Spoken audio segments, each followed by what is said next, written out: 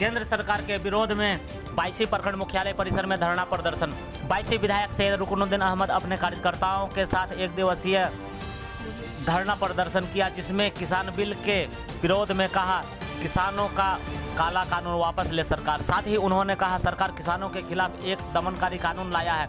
आज भी यहाँ की आधी आबादी से अधिक कृषि पर ही निर्भर है। धरना के माध्यम को चुना गया ताकि जाने जा सके यहाँ किसान विरोधी गलत कानून उद्योगपतियों को स्टॉकेज करने का अधिकार दिलाया जा रहा है। जब तक ऐसे कानून को निरस्त नहीं किया जाएगा, हम लोग इसी तरह धरना प्रदर्शन करते रहेंगे, किसानों के साथ देता रहेंगे। धरना के बाद विधायक अपने कार्यकर्ताओं के साथ 22 प्रखंड विकास पदाधिकारी को ज्ञापन सौंपा। विधायक सैयद रुकनुद्दीन अहमद ने कहा अपने पार्टी की ओर से किसानी को मांगों के समर्थन में 22 एवं डगरवा में एक दिवसीय भारत बंद को भी हम लोग सफल बनाएंगे।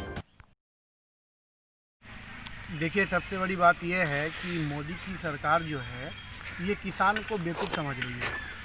आज पूरे हिंदुस्तान का बात मैं बता रहा हूँ, पूरे हिंदुस्तान में जो किसान है, तो ऐसा नहीं है कि किसान का बेटा आईएएस नहीं है, ऐसा नहीं है कि किसान का बेटा जो है आईपीएस नहीं है, एडवोकेट नहीं है।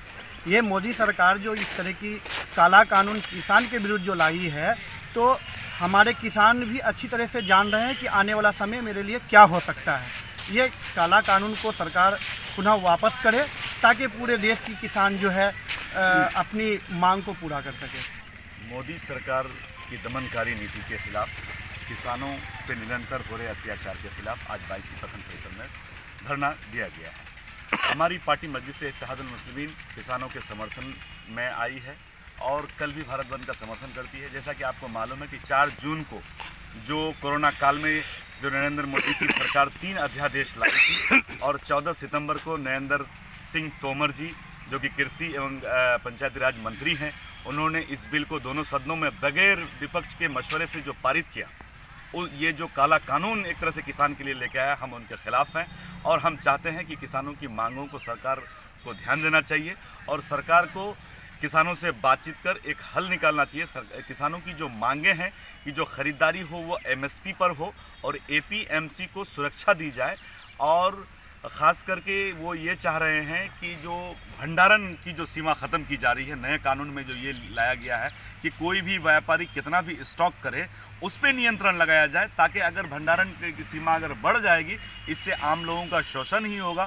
जैसा कि आज हम अगर चावल 25 रुपये 30 रुपये केजी खरीद कर खा रहे हैं, तो वो दिन दूर नहीं कि 100 रुपये किलो चावल लोगों को खरीद कर खाना। अब्दुल राज़िक, जिला प्रवक्ता MIM पूर्वी। भारत एक कृषि प्रधान देश है। यहाँ की सरकार किसानों के खिलाफ दमनकारी कानून बना रही है, क्योंकि यहाँ की देश की आबादी आज भी किसानों को इसी पर ही आत्मनिर्भर है और हम धरना के माध्यम से जो गलत कानून बनाए गए हैं और उद्योगपतियों को स्टॉकिस्ट को मजबूत करने का काम जो ये भारतीय जनता पार्टी की सरकार कर रही है, इसके खिलाफ धरना में आए। जब तक ये गलत कानून वापस नहीं होता है तब तक हम लोग का ये सरकार, मैंने पूर्व में भी बोला कि ये सरकार उद्योगपतियों की सरकार है। सरकार बनाने वक्त भारतीय जनता पार्टी या भारत की अन्य पार्टी किसानों को लाभान्वित कराने का वादा मुआहदा कराती है। जब ये सरकार गठन होती है तब ये किसान के विपरीत काम करती है। इसमें जो कानून है इससे स्टॉकिस्ट उद्योगपति यहाँ के लाभान्वित होंगे, किसान यहाँ का जो बेहाल है, बदहाल है, वो रहेगा। ये माननीय प्रधानमंत्री नोटबंदी में भी बोले थे कि 50 दिन सब्र कीजिए, देश की हालत सुधर जाएगी। जीएसटी में भी बोले अभी यहाँ का जो जीडीपी रेट है सबसे कम है, जो आज़ादी के बाद था उस स्थिति में देश आ गई है। देश खस्ता हाल हो चुका है, यहाँ के इकोनॉमिकल हालात एकदम कमज़ोर हो गए हैं, यहाँ कुछ चुनिंदे लोग ही मालामाल हो रहे हैं। इसलिए प्रधानमंत्री जी शुरू से ऐसे गलत आश्वासन देकर जनता को गुमराह करने का काम कर रहे हैं। हमारे कायद बैरिस्टर असदुद्दीन साहब किसानों के साथ हैं।